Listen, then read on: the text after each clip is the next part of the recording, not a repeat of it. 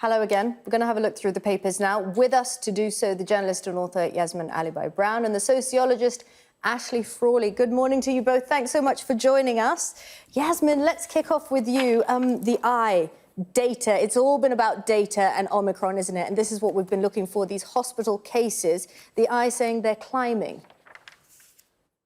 Yes, now we're getting very mixed set of figures this morning and as of yesterday, actually. But according to the newspapers, the number of patients in hospital is climbing, but also we have, so the number that I've seen, the most recent number is yesterday, the numbers of infection were up to 138,831.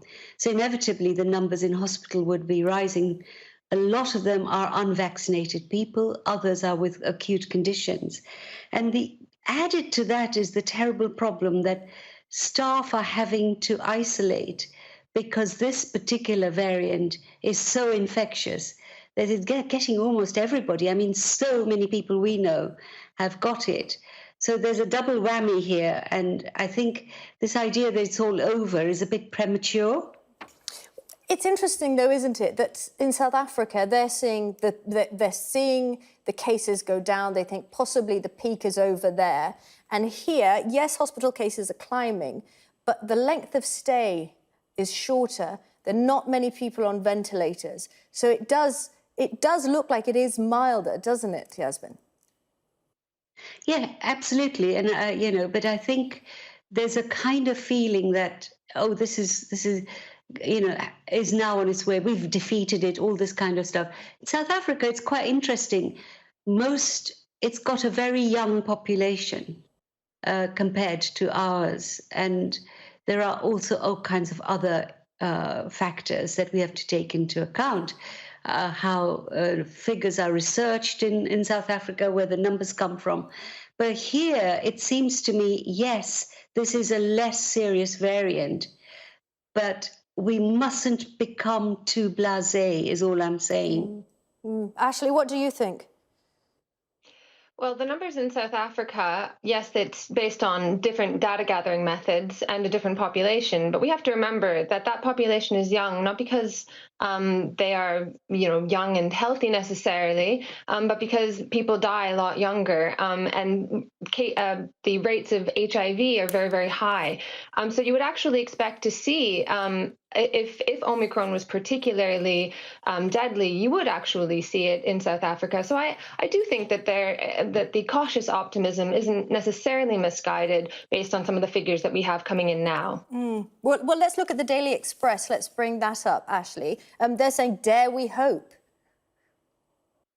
Yes, and I think a lot of papers have gone with this kind of hope story. A lot of people are calling it hopium, of course, but it's this idea that, well, the cases may be climbing, but the levels of hospitalization are nothing like we saw at the exact same time last year. In addition, a large number of the cases that are going into hospital are what some are calling incidental COVID. It's people who are testing positive after they come into hospital with something else. Now, we will expect to see rising cases, we will see rising hospitalizations and rising deaths, but it's important to understand the context, important to understand and report the context of those figures. If a very, very large proportion of the UK population has Omicron or has COVID-19 at any given time, and about 1,400 to 1,500 people die every day, we would expect a good portion of those, a proportional amount of those to be with COVID-19. So we have to be quite careful about the numbers and be careful about how we report that data. I don't think the optimism is misguided. And I think even when those numbers climb, I think we need to be careful about what it all means. It's interesting here. They say the worst of COVID is finally over as jabs reduce deaths, scientists believe, right? This is the Daily Express. Omicron, a lot of people argue, came about because we have such huge parts of the global population that are unpopulated, and they remain unpopulated, and they have no access to a vaccine in the short or even long term. So do you think if we're looking at jabs getting us out of this, we're going to have to look at vaccine equity pretty seriously? Ashley, and then I'll come to you, Yasmin. I think, yes, I do want to say that some of the science isn't entirely clear about exactly what pressures were causing Omicron or causing coronavirus to become more infectious but less deadly. That's not totally clear. I think we have to be careful about talking about vaccine parity around the world, because we have to be realistic here. A lot of countries are dealing with diseases that kill, hundreds of thousands of children all around the world, millions of children, millions of people that haven't had the same amount of airtime, that haven't had the same amount of attention, and they're being asked to redirect funds to something that they may think is a low priority. So to be careful when we talk about these things and think about things in perspective. That's very true. Yasmin, what do you think? Yeah, I think that's a very good point. But equally, I think if we carry on with the great inequalities that have been around for how many centuries between the West and the rest, the world is interconnected, and we will not stop new variants getting to the West, if we carry on neglecting the rest. I think Ashley's right. Malaria, lots of other diseases in African nations, for example, are killing so many people, and it's kind of almost a norm. So I can quite understand, and there are lots of superstitions across in Pakistan, in India, in many African countries about vaccination for historical reasons. I still think that unless we ensure parity when it comes to these vaccination programs, the West will never be safe. Okay, it is sticking with COVID, but moving to the Daily Telegraph. Ashley, pre-pandemic, you'd think this is a fantastic headline, schools prioritizing holidays over learning. But since how many, in some cases, years, kids were out of school, what is this about? For a very long time, schools, fee-paying schools have had a 2-week holiday in October, and a larger number of schools around the UK have been following this. And so there's been basically an announcement that in the coming calendar year, many more schools will be introducing a 2-week October sort of half-term holiday. And this is because, teachers are exhausted, and the justification is that it's good for well-being, good for the well-being of the students, the mental health of the students and the teachers. Now, I'm an academic myself, and I understand that teaching is extremely exhausting, and I am sympathetic to what the teachers are saying. However, I think I would have to agree with the campaign group that's cited in the article, Us for Them, when they say, yes, this might be a good idea, but this is not the time for it. We need to catch students up. And I found it just a little bit concerning the way that mental health recently, I've seen this quite a lot, has been used as a justification to kind of deprioritize some of the academic inequalities that we have that have been exacerbated by the pandemic, as though that's the only thing that matters. Absolutely, it's really, really important, but we can't let it sideline, educational attainment, shoring up, reducing the gaps between some students and the rest of the students. We need to ensure that is the first priority, that that enormous amount of missed time, the students lagging behind, they're able to catch up. So I think it's something to think about down the line, but perhaps not now. Yeah, okay. But let's move along, because we've only got a couple of minutes left. The front of the Telegraph, obviously a big story here, Yasmin. It's our top story. The cost of living is going to rise. One wonders, is that even possible? Yeah, well, it's happening now. I mean, it's already started. Low and middle income families and those that are the poorest among us have been experiencing a rise in cost of living for basics for quite a long time. But of course, it's now, according to the Telegraph, which is really interesting, and the Resolution Foundation, which is a fantastic organization which focuses on low income families, is warning that it'll be £1,200 next year, higher than it is this year. And, one could I'm sure COVID has a part to play in it, but it's broader than that. It's how those people have been neglected for the longest time. They have no savings. If energy goes up and food prices go up, how do you cope? Do you eat or do you heat? And it's the Telegraph is calling it a cost of living catastrophe, or quoting the Resolution Foundation. It is serious. And let me bring in the B word here, because nobody's mentioning it. Brexit has a lot to do with some of the rises in food prices. So I really feel for those people who are entering the new year with this waiting for them. Okay, we've run out of time now, but let's go back to this, because Ashley, I can see that you're shaking your head, nodding your head. So definitely something that I want to talk to you about. But we'll leave it for this hour, and we'll see you next hour. Yasmin, Ashley, thank you so much. Hello again, you're watching Sky News Breakfast. We're going to have a look at the papers now. Journalist and author Yasmin Alibhai Brown and sociologist Ashley Frawley are with us to do that. Hello again to you both. Yasmin, let's start with you and look at the inside of the Mail. Who is saying we're over the worst of COVID? Well, I remain very cautious, and I fear that this double spread is wishful thinking. I think, what do they call it? Confirmation bias. That a lot of stuff is said here. A leading expert says days of mass fatalities are history. Well, yes, as Ashley said in the last review we did earlier, people aren't on ventilators. We aren't seeing the horrific scenes we used to see with the first terrible crisis that erupted.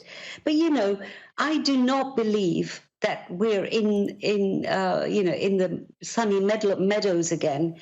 And some of the quotes here, for example, Sir John Bell, who's a senior scientist, says very cautiously, it is likely this will be less severe and we will probably be fine. Probably. Cautious talk.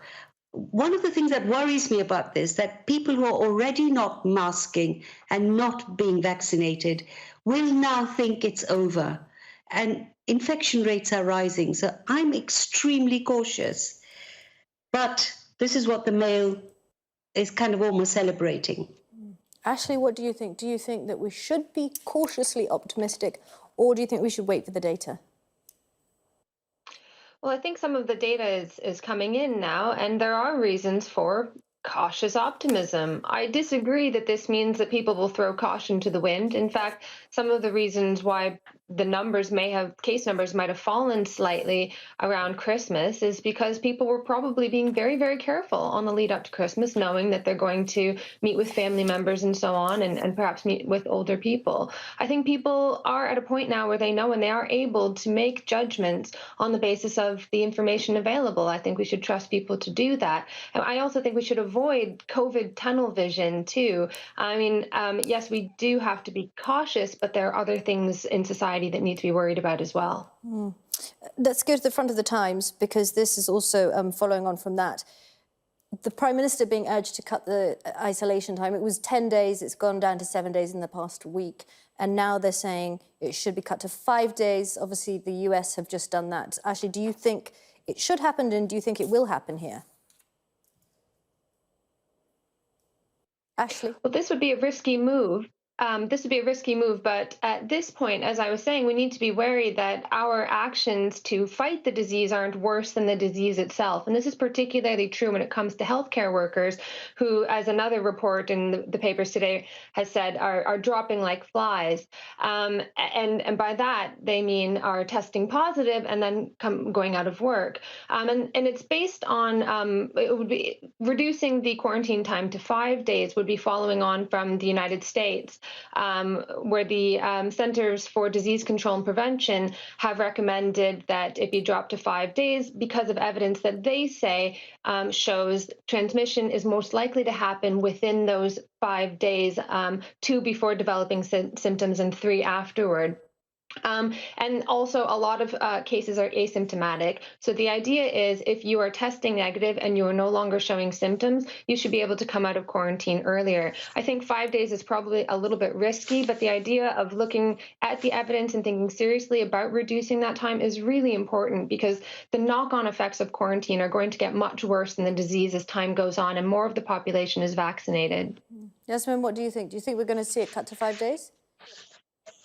Well, I'm not sure. I think the way we make decisions about the National Health Service workers, it seems to me extraordinarily uncaring. They are exhausted. They are falling like flies. And I think we should ask them whether 5 days quarantine or rest, as it would be in their case, is really good enough for them to come back to work. And the other thing I do disagree about with Ashley is that people are sensible and they know how to take care of themselves.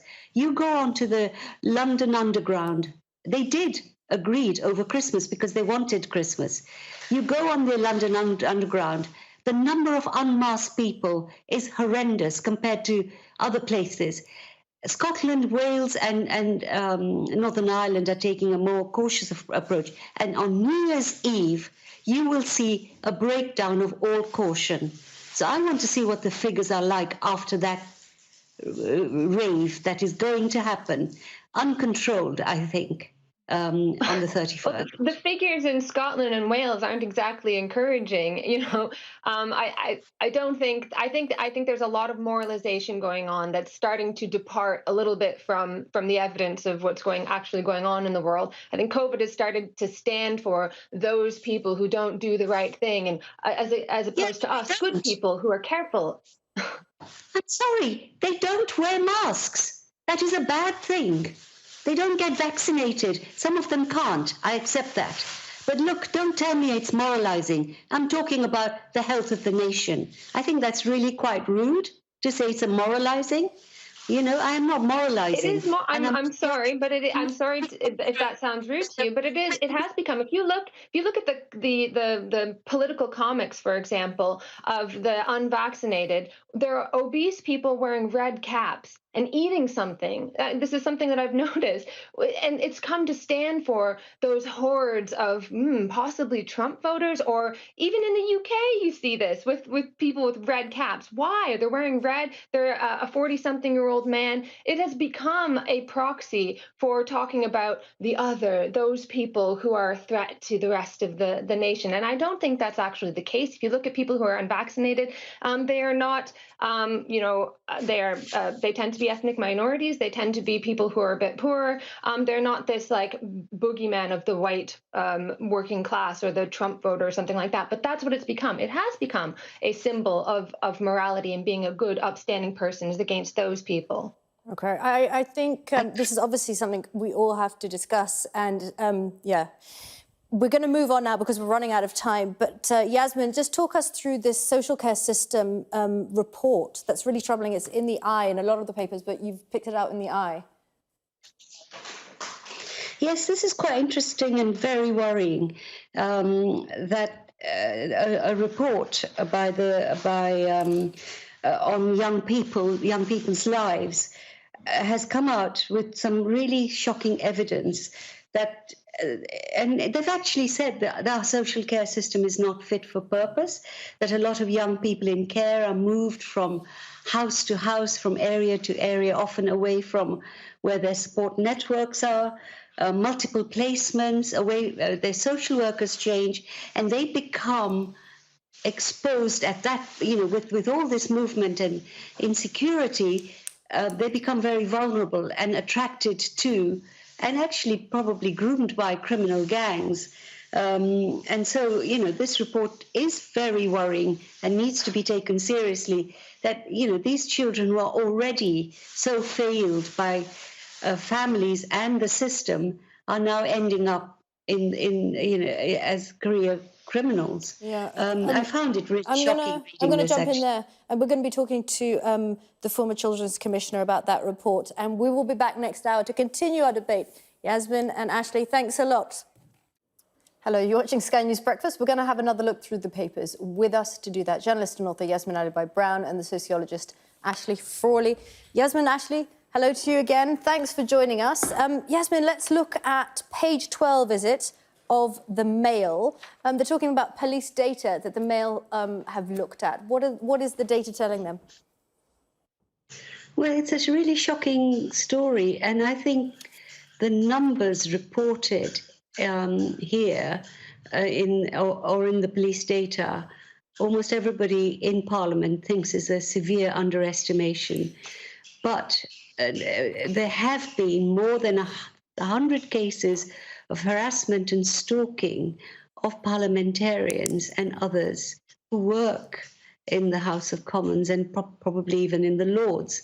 It's there's something quite worrying that's happened, that whether it's social media or people being tired, but certainly attacking verbally and sometimes threatening them physically, people who are doing their best as representatives of constituencies, has got markedly worse.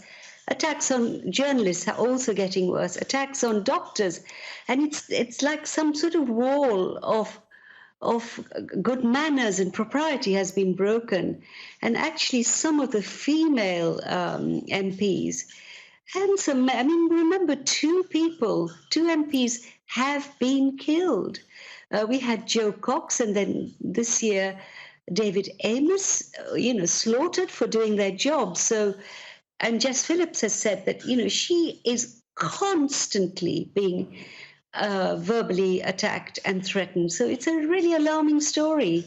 It is alarming when they tell you that, well, when you read about the what they face on a daily basis. Ashley, as a sociologist, what do you make of it? Yes, obviously, social media has opened up the ability for anyone to get in contact with others. It's obviously extremely disturbing what's been happening.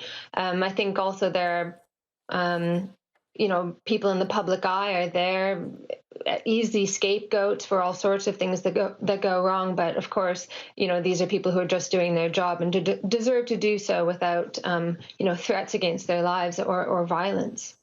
But what do you think needs to be done to stop it? Can we stop it? Is it the social media platforms who need to police that more? Is it the actual police who need to do more policing? What is it, Ashley? Well, I don't think policing social media is necessarily going to do that. I mean, of all of the enormous amount of abuse that goes around on social media, very little of it, thankfully, winds up in actual kind of violence. I think if people are going to become violent, their ability to communicate on social media isn't necessarily going to stop that. And also, it kind of pushes it underground where they're less likely to have any pushback. And this pushes people further and further out of society and can make the situation worse. I don't think that's necessarily the answer, unfortunately. Yasmin, what do you think the answer is?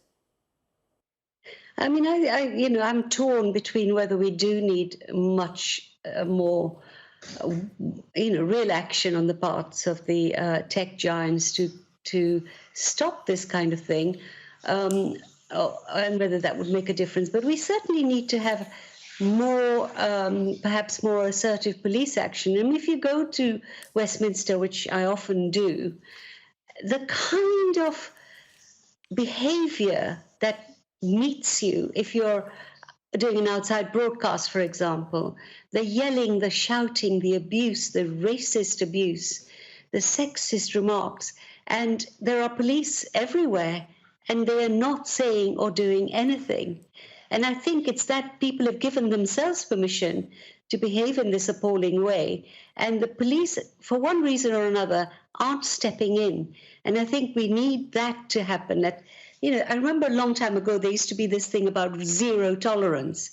If you start with the small stuff, maybe the culture slowly becomes less threatening. But something needs to be done. It's not fair that our MPs and others in public life should have to live with this.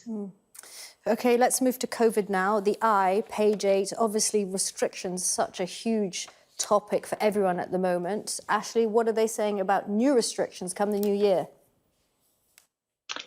So it appears as though the PM is reluctant to force restrictions unless the data forces the restrictions. And I think what he's trying to do here is hedge his bets a little bit. He doesn't want to lose the support of his party any further. But at the same time, not acting quickly is a risky business, given that one of the biggest criticisms of the government's response to coronavirus was that they acted too slowly. So the wait and see approach has risks attached to it. So I think this idea that they will follow the data is something that is trying to mitigate against that. And of course, they'll be watching the numbers quite closely.